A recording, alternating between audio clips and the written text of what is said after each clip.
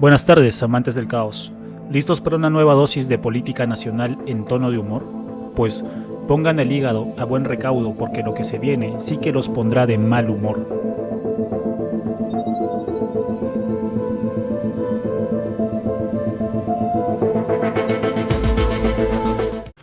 Bien, amantes del caos, dicha la advertencia, les quiero hablar sobre algo muy preocupante respecto a las próximas elecciones presidenciales para este 2026.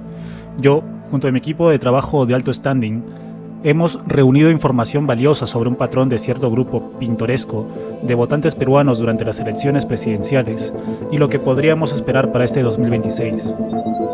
Hagamos una primera pregunta para poder desarrollar el tema.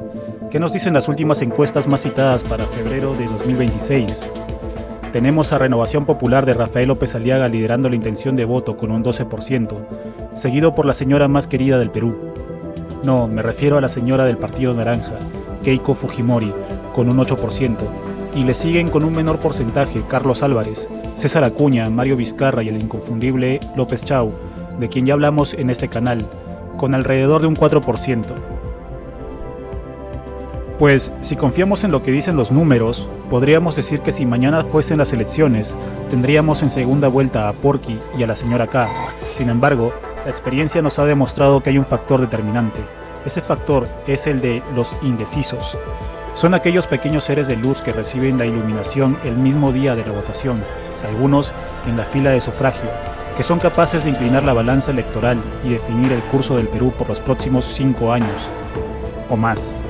Uno no puede simplemente odiarlos. Veamos pues cómo estos pequeños seres se comportan. Remitámonos a las encuestas emitidas a 2 semanas de las elecciones del 2021. Según Datum teníamos a Acción Popular y a Fuerza Popular liderando la tabla con un 12.1% y un 7.9% respectivamente, seguidos por Victoria Nacional con un 8.5% y Renovación Popular con un 7.2%, y allí, sin que nadie lo notara, el tímido del grupo, pero de buenos sentimientos, Perú Libre, que apenas sacaba la cabeza, o mejor dicho el sombrero, con un insulso 3.7%, mientras que el voto en blanco representaba el 33%. Ahora, veamos cómo quedaron los resultados tras las votaciones de primera vuelta. Sorprendentemente, el profe Peter Castell con Perú Libre conseguía el 19%, seguido por la señora K con un 13.4%, ya un poco más rezagados Renovación y Avanza País. Y los votos en blanco, un 12%. Eso quiere decir que poco más de la mitad de aquellos que dijeron no votarían o viciarían su voto terminaron votando, decidiendo su futuro ese mismo día en la fila. Un voto decidido en la fila e indicios de corrupción terminaron favoreciendo a Perú Libre, partido que dio un salto olímpico del 3 al 19% en solo un par de semanas. Entonces, ¿por qué cambiaron de opinión en la fila? En el circo político peruano se identifican 3 razones para este cambio de último minuto. El primero, el miedo al voto perdido.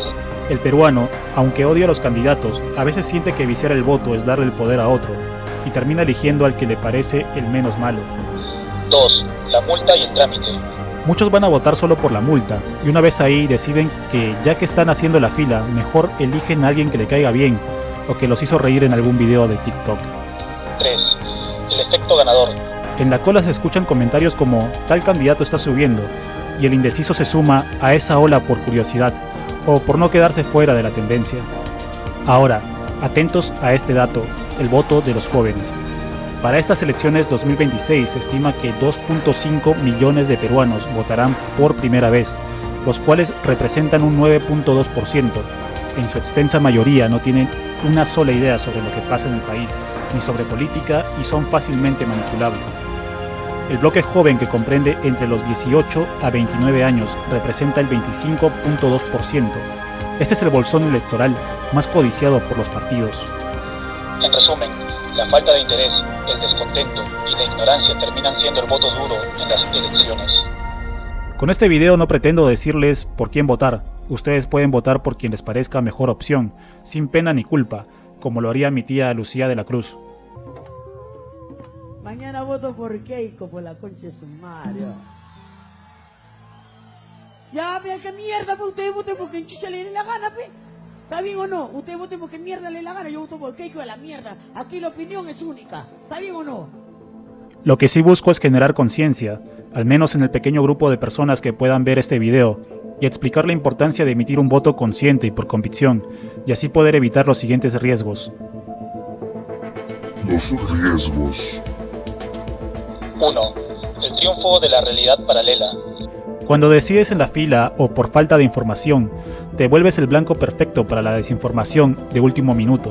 El riesgo: grupos de interés o candidatos extremos lanzan bombas informativas, videos falsos o audios manipulados con inteligencia artificial, apenas 24 horas antes de la elección.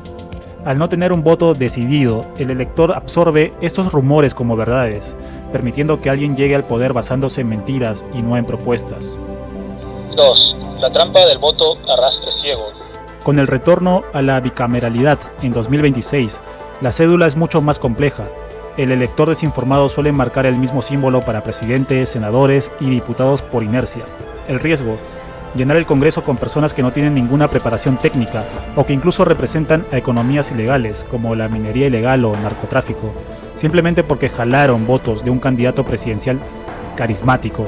Esto garantiza 5 años más de leyes de mala calidad y conflictos entre el Ejecutivo y el Legislativo. 3. Legitimidad de papel. Si el 40% decide a último minuto, el voto se dispersa tanto entre los 36 candidatos que el ganador pasará a segunda vuelta con un porcentaje minúsculo, quizás menos del 10%. El riesgo: elegir un presidente que nace muerto políticamente. Un mandatario que no tiene el respaldo real de la población es una presa fácil para un Congreso que, como hemos visto en años recientes, usará la vacancia o la censura como herramienta política desde el primer mes, perpetuando el ciclo de inestabilidad que ya nos tiene agotados. Después de lo expuesto, ¿consideras que es importante generar conciencia en amigos o familiares que manifiestan no haber decidido su voto aún?